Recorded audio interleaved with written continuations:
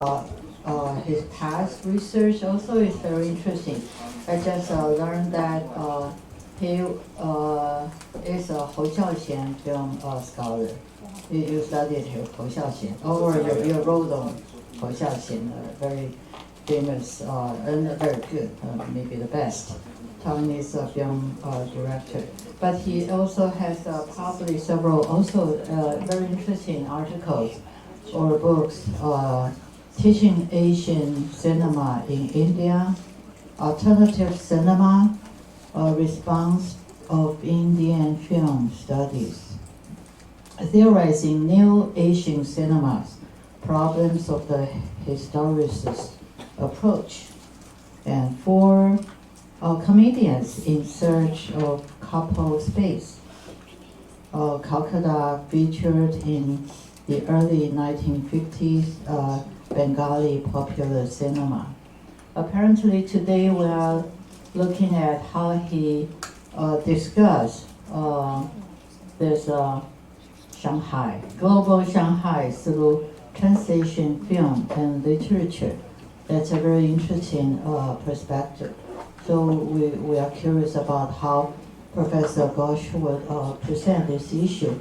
And I believe our audience would be very much interested and curious about it too. So let's welcome him together. Yeah.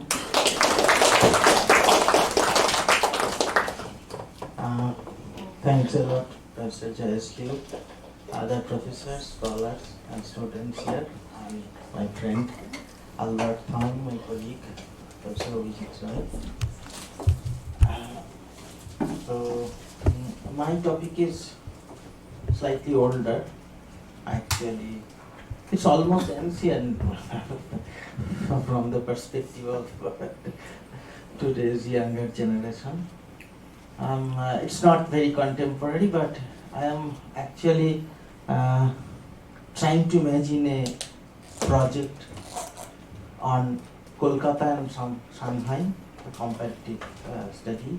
So it's still a very in a nascent state and a working project. I'm trying to connect several things which are not very I do not promise a very coherent kind of presentation, but just try to kind of make some connections.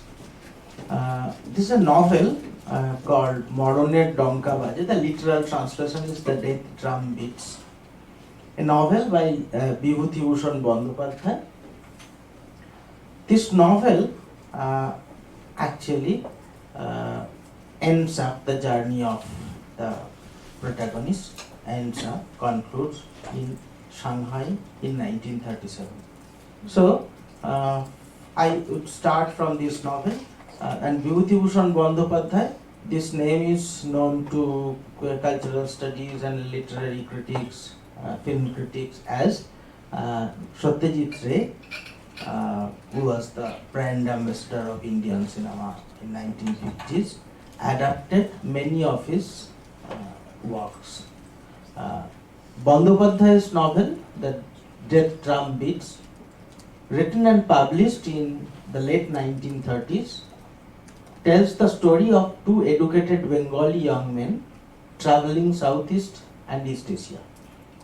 The novel, which is considered as Bandyopadhyay's one of the minor creations, was written for the readers of young adult group.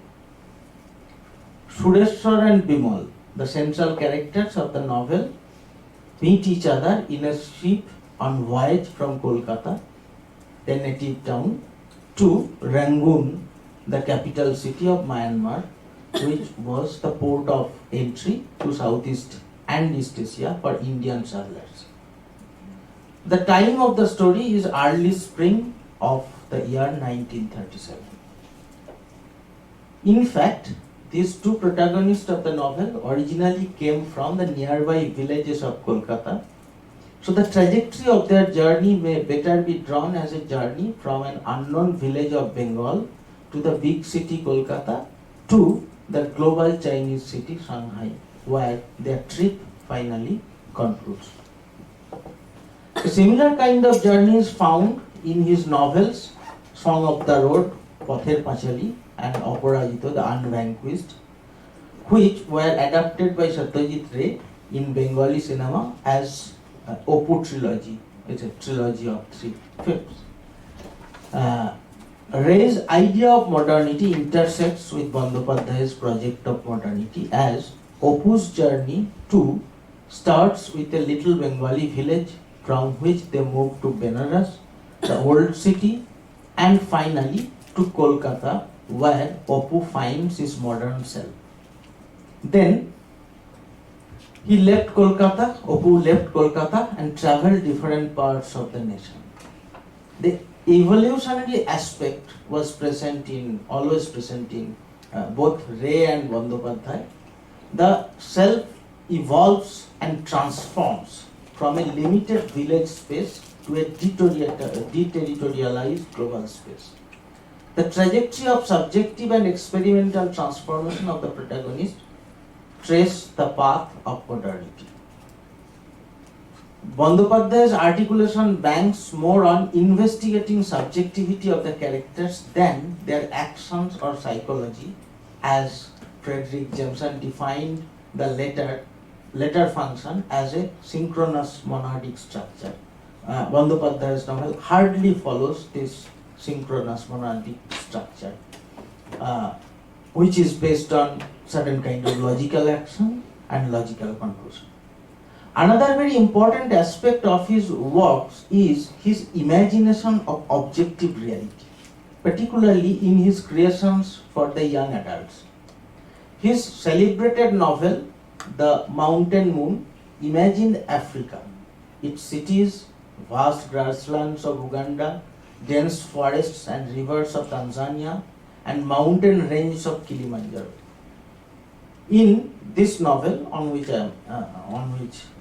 which I am discussing here, The Death Drum Beats, he describes Rangoon city, Singapore port, and in detail the cityscape of Shanghai.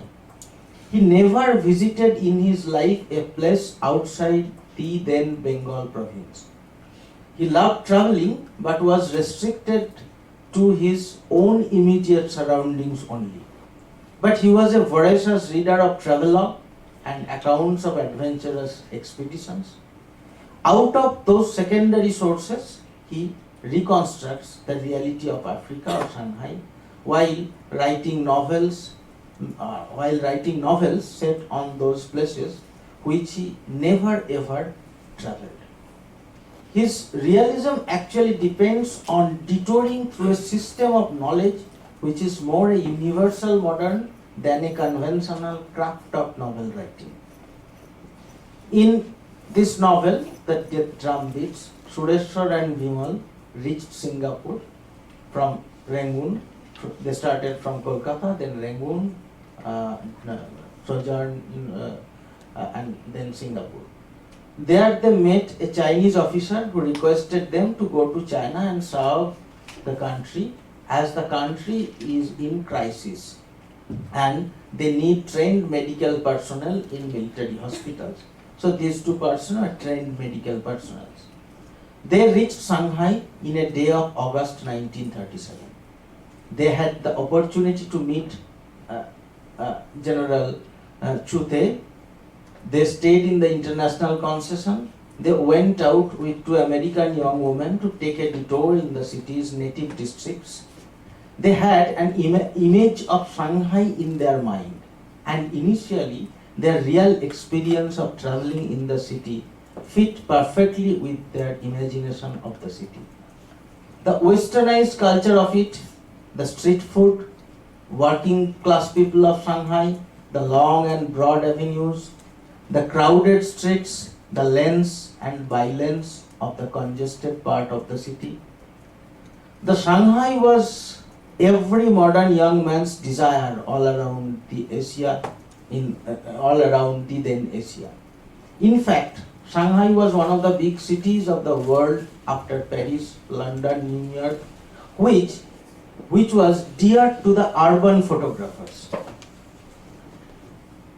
Shanghai in the 19th century and in the first half of 20th century grew as the Paris of the East, but it had a long experience of multiple modernities in the form of expansion of overseas trade, industrialization, underworld, imperial warfare, and people's resistance to the foreign invasion.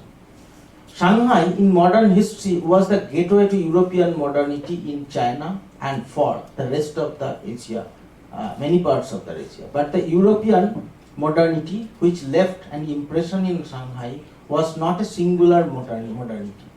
Unlike India or many other non-Western nations which experienced single specific colonial modernity, modern Shanghai was developed under compound influences. The British, Russian, French, East European merchants, industrialists, sailors, tourists, fortune seekers came to Shanghai and left their contribution in cosmopolitan Shanghai culture. Apart from European modernities, Shanghai experienced the Japanese modernity which left deep-rooted influence there. As a result of which, Shanghai came up as a city where commoners in the form of workers, clerks, middle-class communities, migrants, workers, vagabonds were born in the 19th and the early 20th century. The exchange between the foreign influences and the indigenous cultures yielded a Chinese modernity which gradually took shape in the early 20th century. There was an intelligentsia developed in China in this period which began to critically re-examine and radically reform the so-called traditional Chinese culture. Shanghai hosted this modernist radical thinking by the then Chinese intelligentsia. Shanghai is the first Chinese city which was rich with European style huge mansions, administrative buildings, wide asphalt streets, modern traffics, electric trams and high-speed cars. The city was flooded with foreign and Chinese consumer goods. Civil amenities of modern society like electricity, gas, running water and municipal services were made available there. Shanghai streets were crowded with different types of people. They belonged to different class, language and ethnic identity. Together they form a mass, a crowd which Edgar Allan Poe found walking down along the gaslit London streets, or Charles Baudelaire discovered them loitering in front of Paris arcades. Like any other colonial city of the non-Western world, Shanghai had hierarchically placed two parts. There was the upper quarter or higher corner and the lower quarter or the lower corner. In the morning, a huge number of people used to journey from the suburbs and lower quarters towards the offices, markets and workplaces located in the downtown of the city.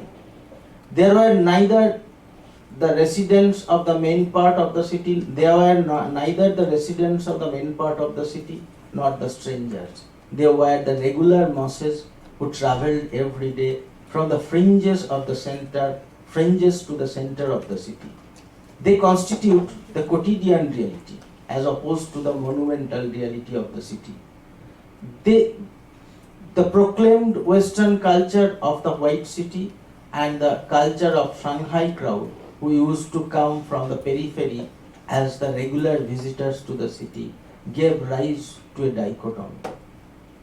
Mao Tun, the legendary author, belonged to the Literary Research Association, describes Shanghai in the vision of a character in his novel as Shanghai is too complicated. I will get lost there. Vivian Chen, in his book The Origins of Left-Wing Cinema in China 1932 to 1937, quotes from Mao Tun's novel Rainbow. Mei, the protagonist of the novel, a school teacher who has worked in a small town, comes to Shanghai. Mao Tun writes, to Mei, the dark shadow before her was simply another self at whom she ought to laugh. This was a new second self that had emerged since her arrival in Shanghai. A self stripped of self-confidence, and a hesitant self, a more feminine self. She had expected Shanghai society to be vast, complex, all-encompassing, and fast-paced. So Shanghai always is a dream for the people who try to be dissolved into a modernity, because in China, from India, or the traditional societies which are community bound, which are bound to peasant economy, they actually with the emergence of modernity, as they are plunged into modernity, there is a desire that to be unanimous, that the unknown, that Shanghai, a city like Shanghai, a huge city, provides this anonymity. This anonymity is important for a kind of individual. Shanghai, the big modern city of the early 20th century, was being visited regularly by the people who used to come from small towns, suburbs, and native territories. As for Siegfried Kracauer notes, not for Shanghai but in terms of big cities in Europe, notes that anonymous multitude which filled the big cities in the form of amorphous crowds become a social force of first magnitude. Walter Benjamin has nicely explained how mass as a newly emerged historical category dominated as social force the 19th century Parisian culture. He notes, when Hegel went to Paris for the first time, not long before his death, he wrote to his wife, "When I walk through the streets, people look just as they do in Berlin. They wear the same clothes and the faces are about the same aspect, but in a larger crowd." The metropolitan cities of the 19th century and early 20th century formed a global space. Every city was inundated with a new entity called crowd, a heterogeneous mixture of people which looked like homogeneous and faceless. It could be Berlin or Paris, it could be Calcutta or Shanghai. The streets, squares, and marketplaces were flooded with thousands of human beings who used to revolute regularly from the suburbs to the downtown. Benjamin praised Baudelaire's understanding of the urban crowd as the mass was the agitated veil. Through it, Baudelaire saw Paris, and strongly criticizes French writer Jules Barber, whose descriptive method caused a rift between the masses and the city. Benjamin indicates towards the rise of a new modernity, where the urban subject and its space of action are undissociably related. The city is a matrix that holds the urban subjects, and hence no rift is possible between the space and the characters. But there is a difference between Benjamin's Paris and Shanghai, the Paris of the East.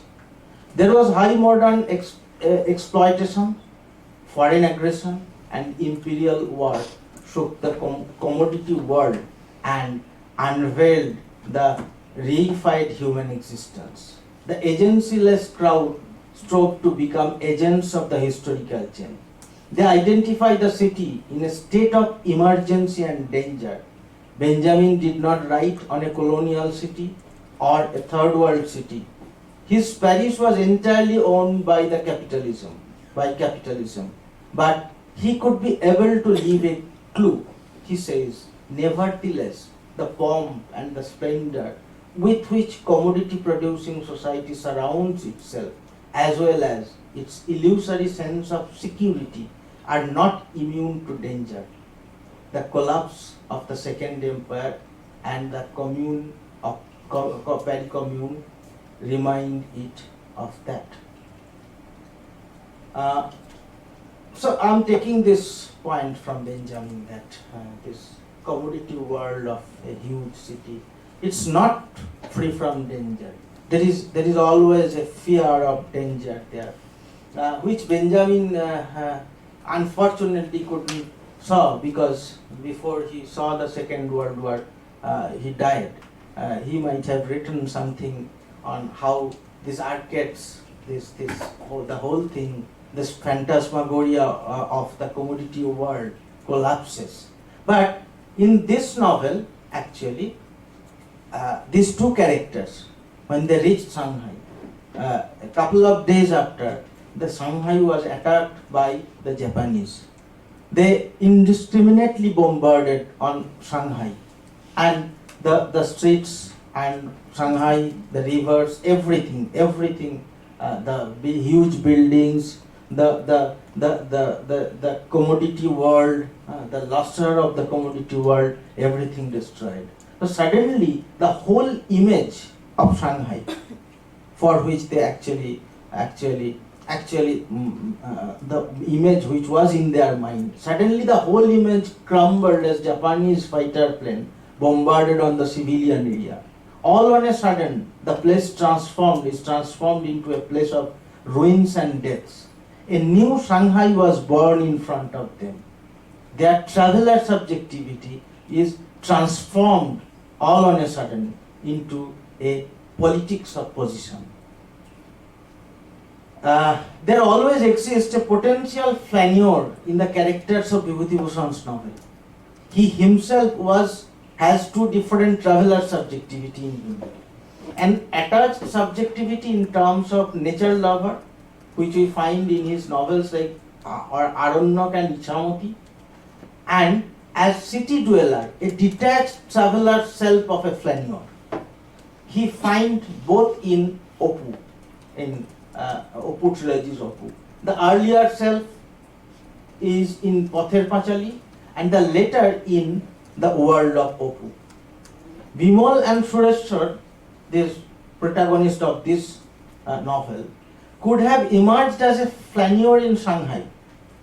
If there were no war, we could imagine the two young men who didn't have any money or work, but loved to travel, taking a detour through Shanghai streets like a flaneur. And what a flaneur would do in a state of emergency, what they did in the days of French Revolution or in the days of Paris Commune. Mitchell's writings on French Revolution, where he wrote about these people. And they were not flaneurs in Benjamin's sense, but they were vagabonds, they were strangers, they were migrants who came to Paris in the days of French Revolution, and they participated in the event of fall of Bastille in a great way. Their contribution is great. Similarly, Herbert Marcuse wrote about this kind of people who were apparently detached, who were apparently strangers, who were not apparently politicized. They took a role in the days of Paris Commune. Very interesting. And Bandyopadhyay puts his characters to face a different Shanghai. As the strangers who came to Paris in the time of French Revolution or Paris Commune, they suddenly, in front of them, a new Paris was exposed. Bandyopadhyay puts his characters to face a different Shanghai. The streets are taken over by military jeep and tanks. The air is heavy with the suffocating smoke of. This is a Shanghai of 1920s and 1937.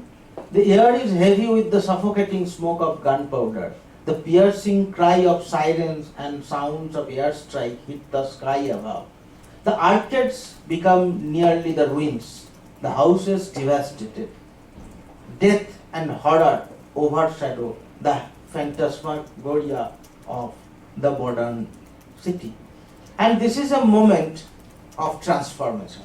Again, Bibhuti Bhusan Bandyopadhyay wrote this novel in 1937. So he might have reconstructed the image of Shanghai through newspaper articles, because only newspapers of that time were regularly writing the news of Shanghai. Photos. Yeah. Now, Bibhuti Bhusan's characters, suddenly there is a change, and these two characters, they become empathetic to the Chinese cause. Shanghai, for them, where they were strangers, they were just detached. That detachment changed into a sense of attachment.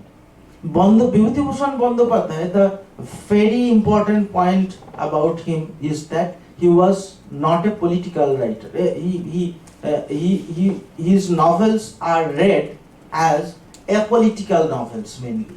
He never goes directly into politics or political writings or any incident. But you know that the way in his novel, the character subjectivity transforms. That is a kind of cue. So this novel, MaranerDonka Baje, or The Death Drum Beats, is a very important novel, though it is a minor work of Bibhuti Bhusan Bandyopadhyay. I like the novel because all on a stroke, how the whole city, a city which is the Makkah of capitalism, Shanghai, suddenly transformed into one day into a political space, into a space where danger and emergency of this era can be felt. So, thank you.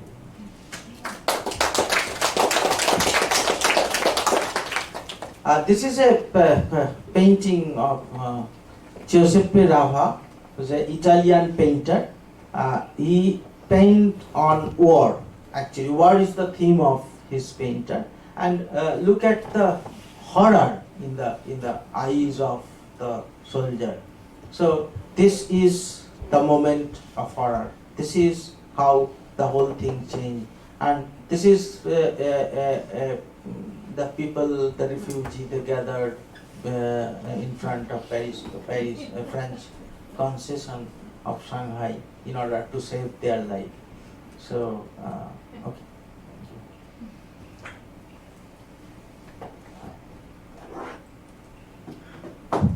Thank you so much. So interesting, and so it could be actually developed into a very fascinating project.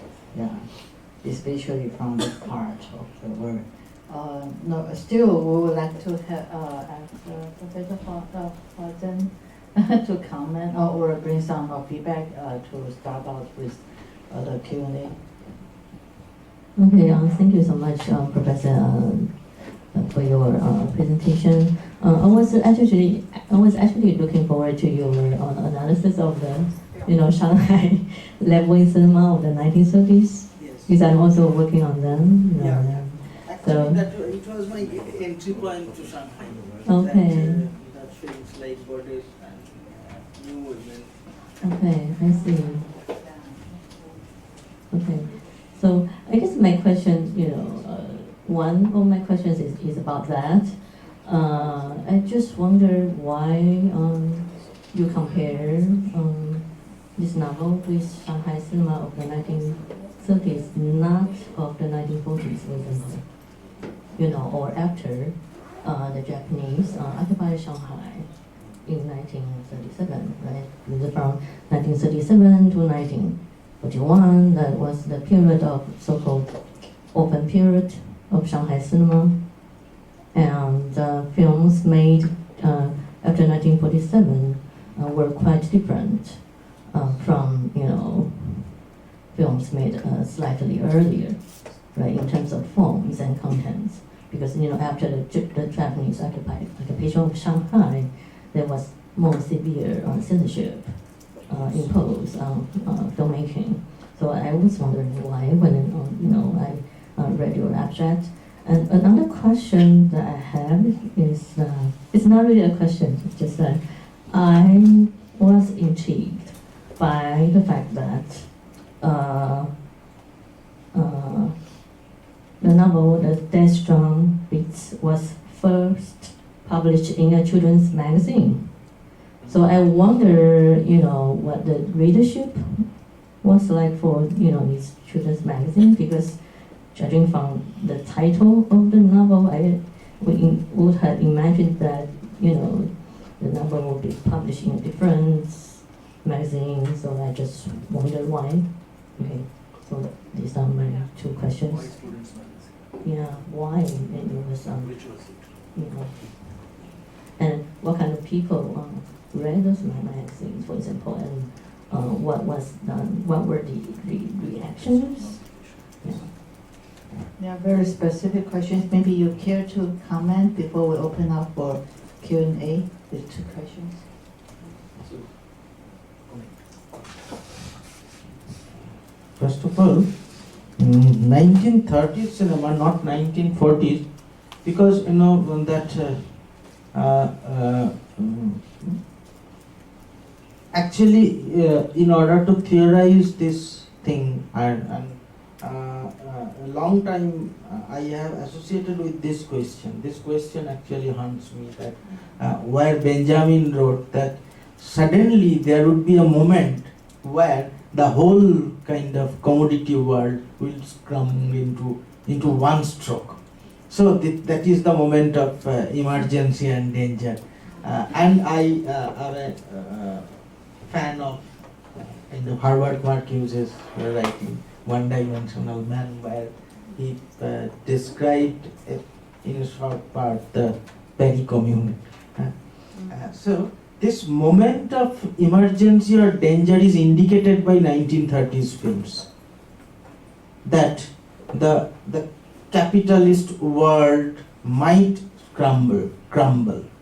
It could be a socialist revolution, it could be a war, but it is in a unstable equilibrium. That stability which is apparent. The stability is very apparent. This glamour of capitalism is very apparent. It could break down at any moment. So this moment of danger and emergency is actually foretold by Shanghai films of 1930s. That is my point. Second point is that there was a bit of confusion. I was chasing those confusions for last few months, that how this novel and when it was published, what is the context of the novel. It was published in 1937 in a magazine called Mouchak. Mouchak was a children's magazine. yeah, not students. Children. Not students, but children's magazine. Yeah, and later it was published as a book. But in 1937 September, October also, the Bibhuti Bhusan started the novel in the magazine called Moja. So it could be that primarily he didn't have any plan to include Shanghai, but later actually since Shanghai was in the front page of the newspaper, and Shanghai actually after the Shanghai bombardment, before that the Indian nationalists, cultural activists like Tagore, like Gandhi, they had a pro-Japanese stand. But after the bombardment of Shanghai, and overnight almost, it was changed, and the whole situation changed before the eyes. Or such a big city, in 2 or 3 days, it actually becomes just a ruin. So this change, this sudden change, that could be it could be a negatively called messianic moment in Benjamin's term. It could be. So I have to research more on this particular area. Thank you for asking question on this particular matter. So you can use that mark. Oh, sorry. So we are it's open for question, comments, curiosity. curiosity or other associations?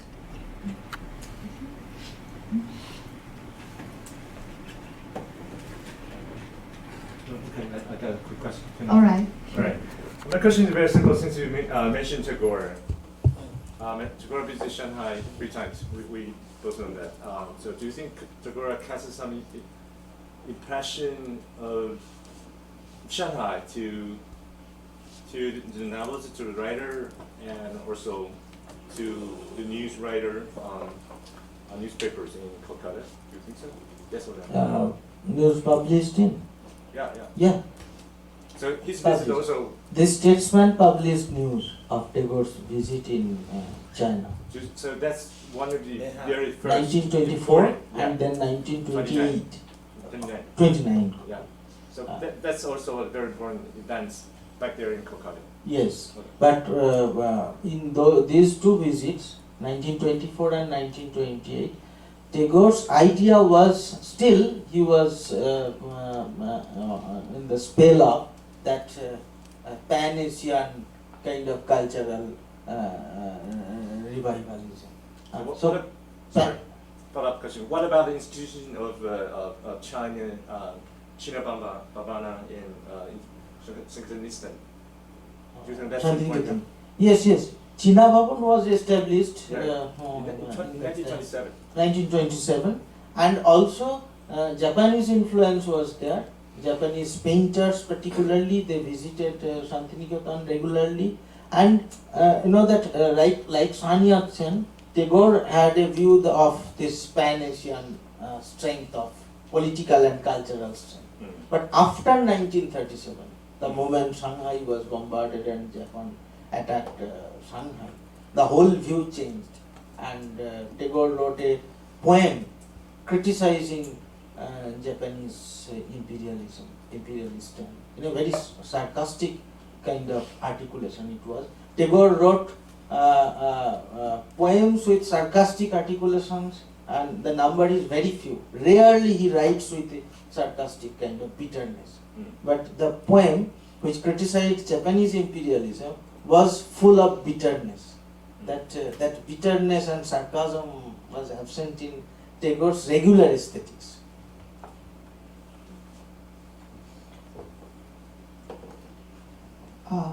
Question again? Or Could you give decolonial comment of the picture you showed? you Yes. should do it. I also can do it, but okay. After. In Bibhuti Bhusan's novel, there are some mistake error in terms of detail, because he wrote that even the international concessions were bombarded. They were not spared. Hospitals were bombarded, it's true. Ambulances were bombarded, it's true. Doctor, nurses, patients were killed, dragged and killed by Japanese, it's also true. But French concession, they didn't bombard on French concession. So the only escape to people that the thousands of people actually went there, rushed there in front of French concession. But there is another event that the bridge on the river which connected the native town and the French concession, European concession area, the river was blown up by the Japanese. So that the bridge was blown up by the Japanese so that they cannot cross the river and come to take shelter here. So this is I showed this picture as it is a different mass. It's not a mass which Edgar Allan Poe saw in London or Baudelaire or Benjamin saw in Paris. It's a different mass. This mass, the image actually projects this moment of danger. It could be in Paris when it was occupied. In occupied Paris, this could be a different Paris. So, No, he said that he would say something. sure, that is Oh, only no. introduction for himself. So say something. No, it's Is that important. Fujita? look at these two idiots. They always are at the wrong place. What are they doing there in Shanghai? And they're preventing the people from escaping or whatever. So, well, and it's, they are in French, they are called gendarmes. So they are some sort of policemen.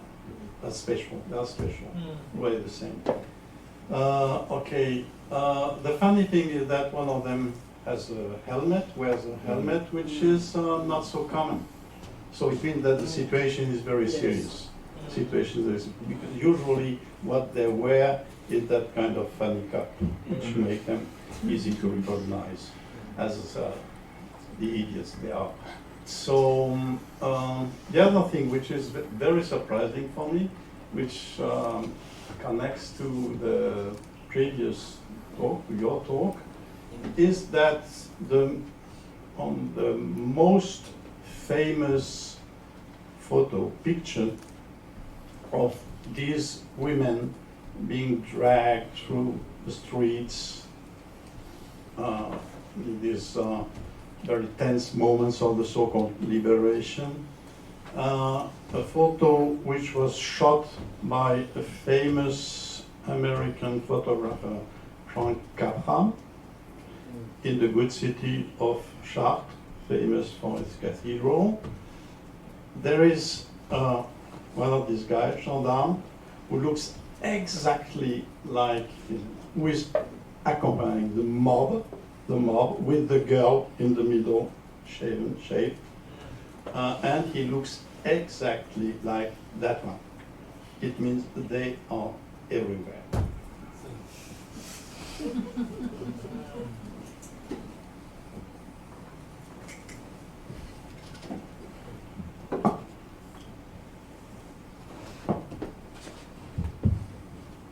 Any other comments?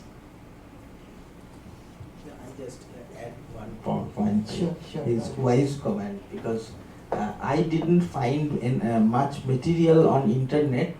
I next time, if I get the opportunity, I will visit definitely Shanghai Library. I visited for a short while and I took this image from internet. There is a short note where they are also kind of not very sure about these two-person policemen. Though the photographer tagged it as this French concession of Shanghai, the archivist, they are not very sure. They just attached a note to it. So the detailed note could be available in in Shanghai Library if someone visits. Thank you, sir.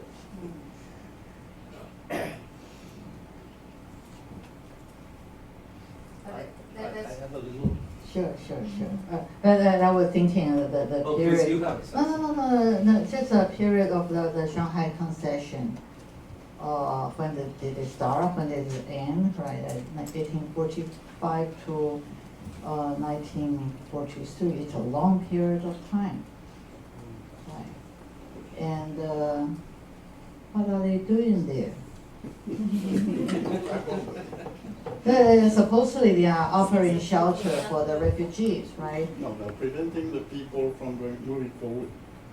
This is what they are doing, entering the concession. Yeah, right. Sure.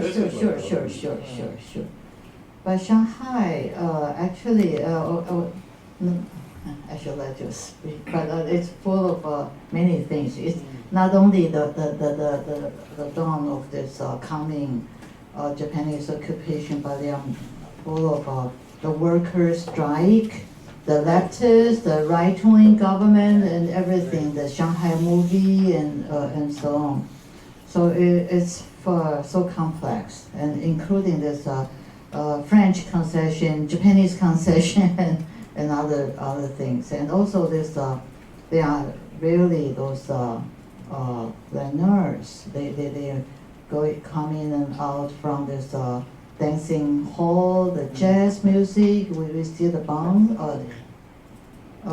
It's just like a nation within the nation. There's a lot of things going on. Yes.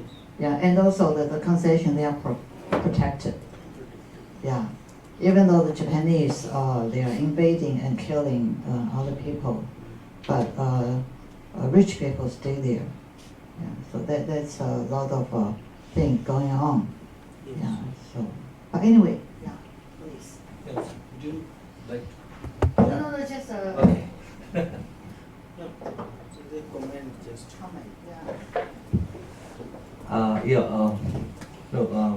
Thank you for connecting this moment of danger and emergency, making possible a change in the one who's disengaged, has been disengaged so far, but suddenly gets engaged, and they become involved in the sort of the political scenario.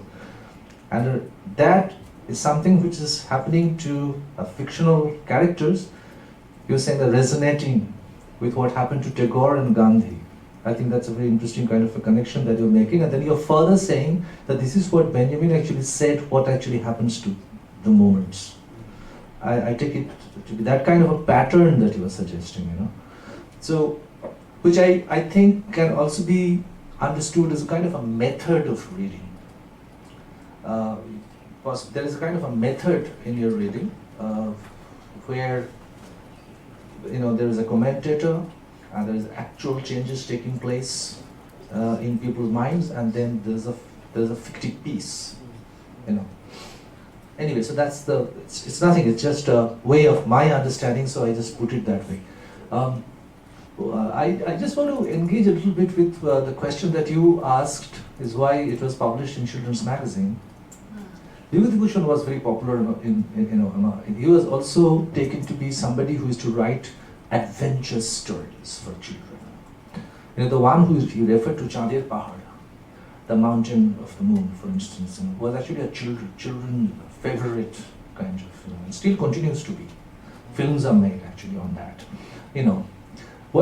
This is a peculiar novel. I mean, of course, we should read all these nuances into it, but that kind of a child gaze also operates in the sense that Bibhuti Bhusan's publication of MaranerDonka, which is the death drum in a children's magazine, is also because it was the children's adventure story.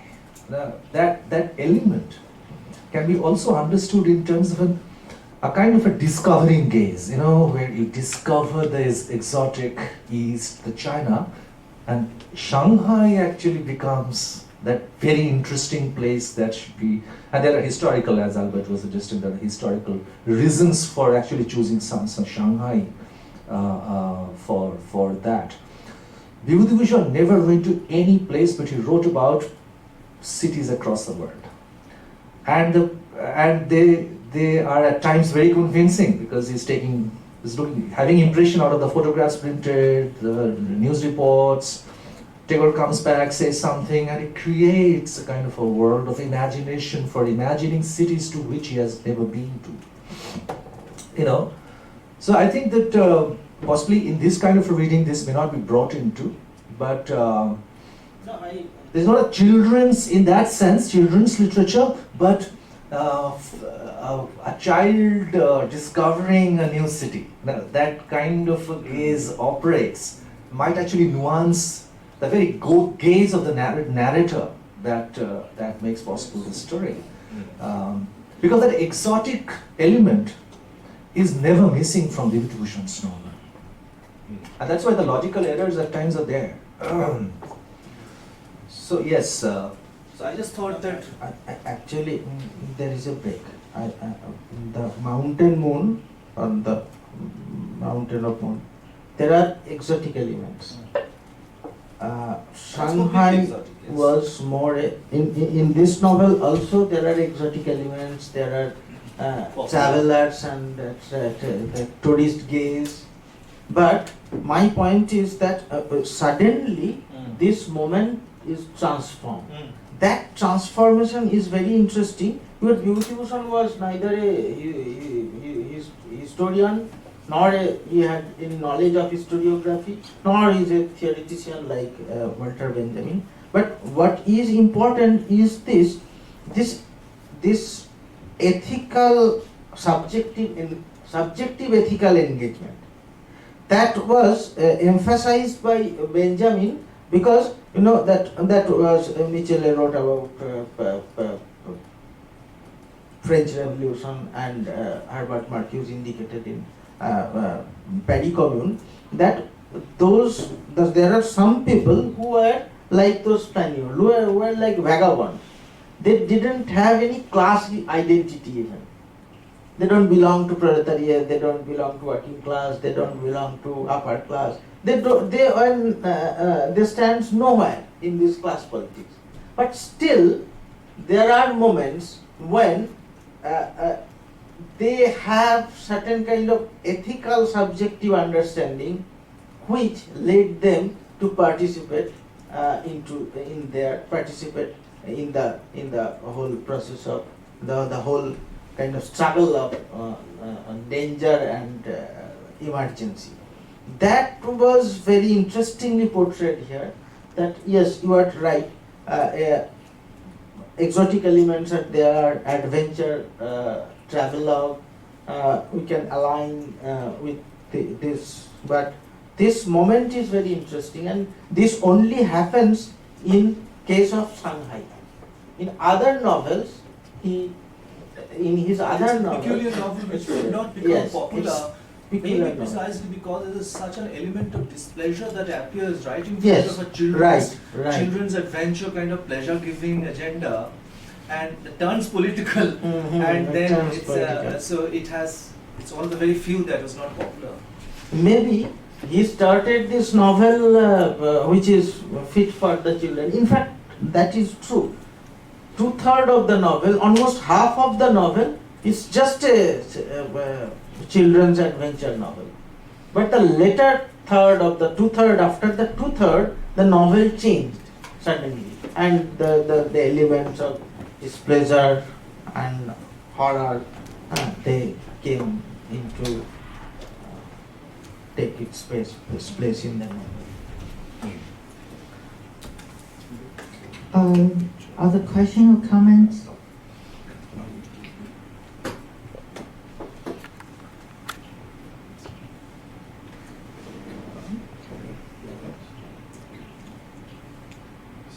No? Could you say a little bit more about in this novel, Death Strong Beat?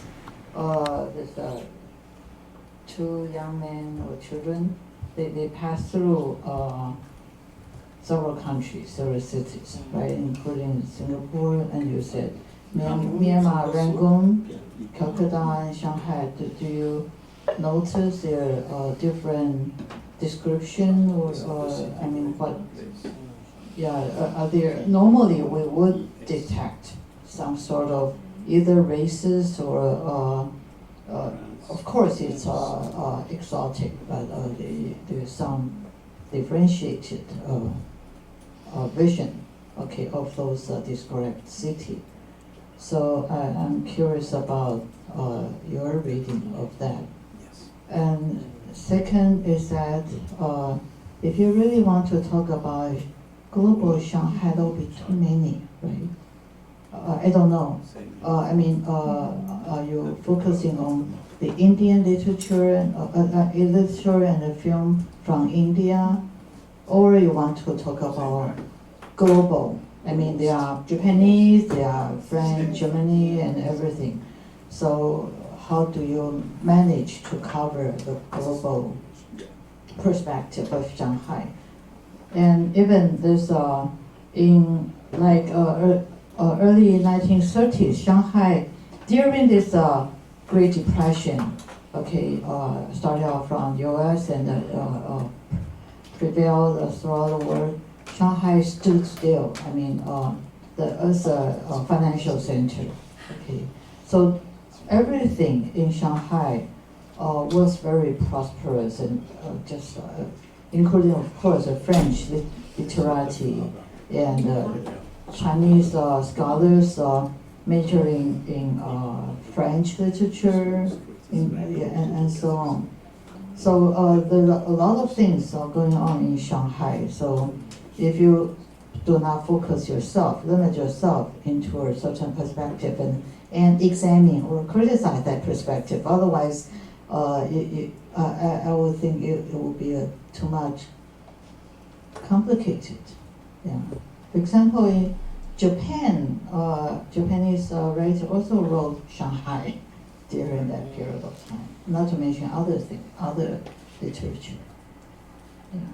So that's because it's developing, right? So I want to see how you want to. Thank you for your suggestion. Yes, I will focus on Shanghai from Indian perspective actually, and I should do that. But there are some interesting point actually. Another point I should mention that very interestingly, 1930s Shanghai film and Bibhuti Bhusan Shanghai both emphasized Shanghai as a space for the articulation, the liberation of women. Bibhuti Bhusan, I am sure he was not a film buff and he didn't watch Shanghai film. There is no record that Shanghai 1930s films were shown in Calcutta in that time, because Calcutta Film Society was only established in 1948. Before that, the Calcutta audience was not exposed to world cinema.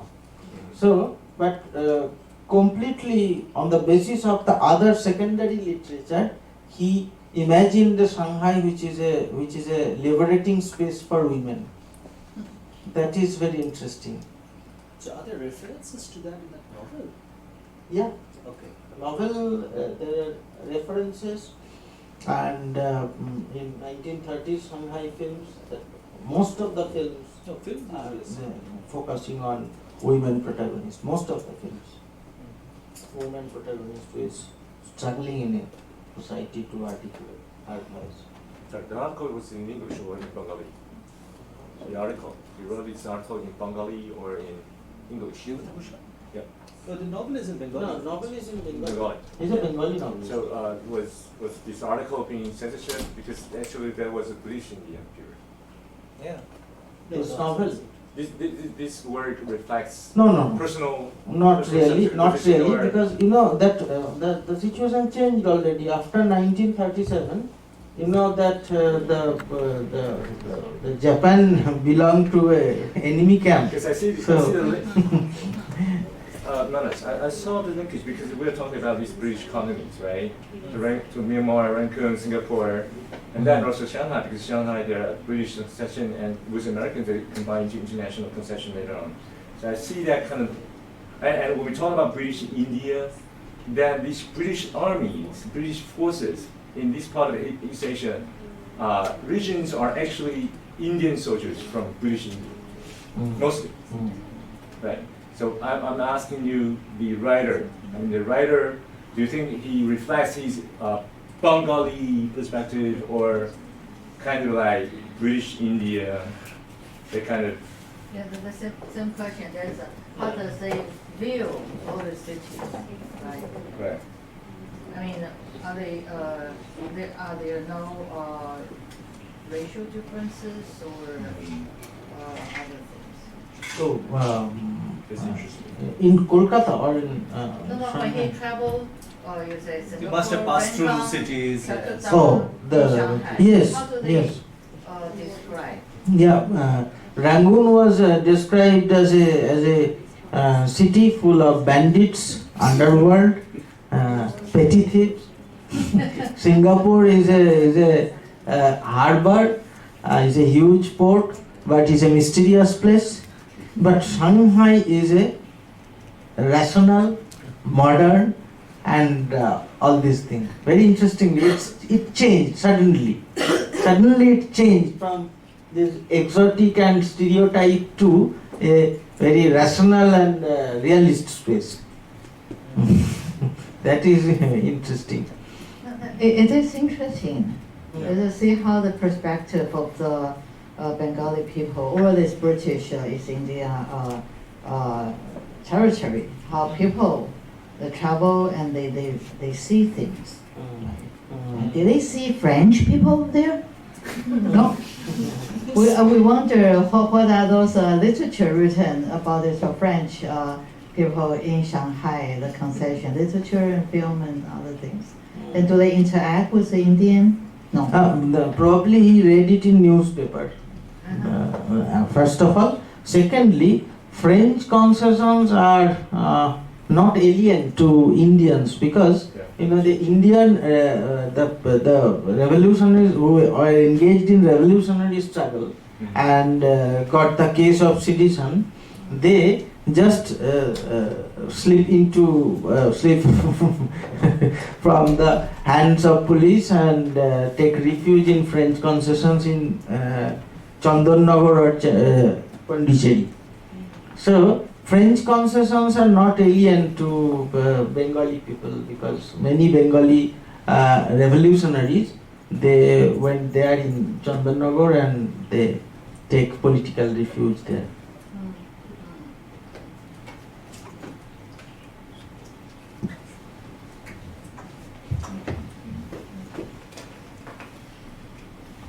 So this is very interesting, but I think it would be interesting just to see this two different perspectives traversing.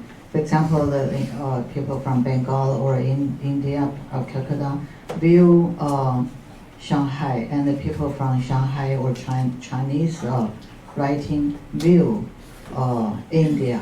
And during this either Hong Kong or Shanghai, there are many policemen who are from India. They call it Indo-China.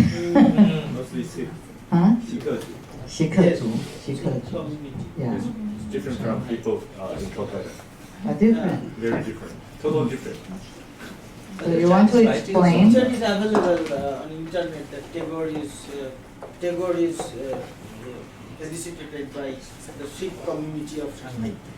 So she's suggesting an extension of the project, which is Yes, yes. very interesting because a lot From the there other are point of existing view. writings, Right, of course, right.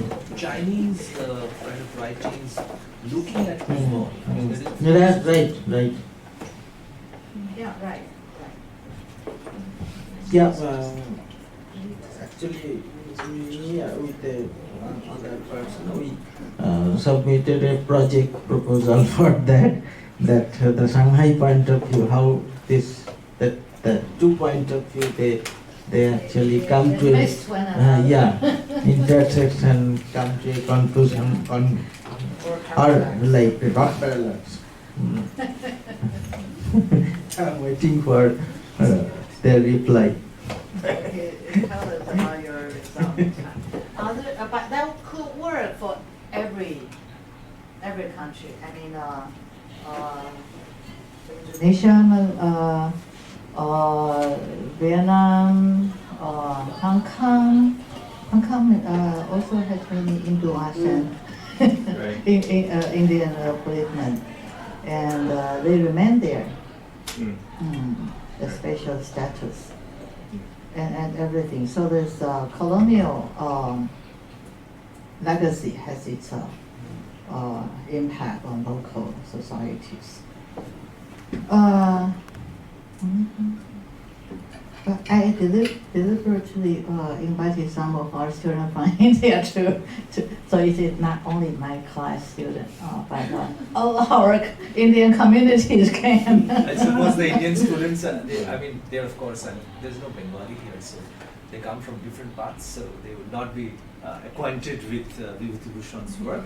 But Satyajit Ray's first film, Song of the Road, Portrayed, was based on a novel written by Bibhuti Bhusan. I think it's the whole film, this whole trilogy.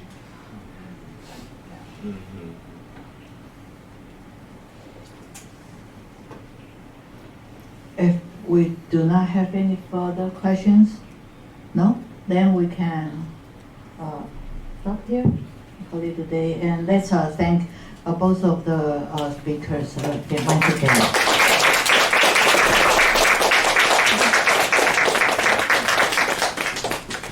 So we do have doctoral students and MA students. I think many of them look forward to visit India, your place, Yeah, of course. Calcutta.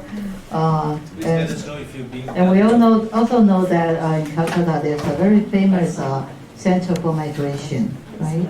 Yeah, that's Yeah. a capital research group. Yeah, Yes. right, Which right, is right. particularly invested into questions of migration. Yeah, right. But also very good film studies like your place. So I think our students might be very interested. Yeah. Okay. Also, Thank you. Center for Studies in Social Sciences.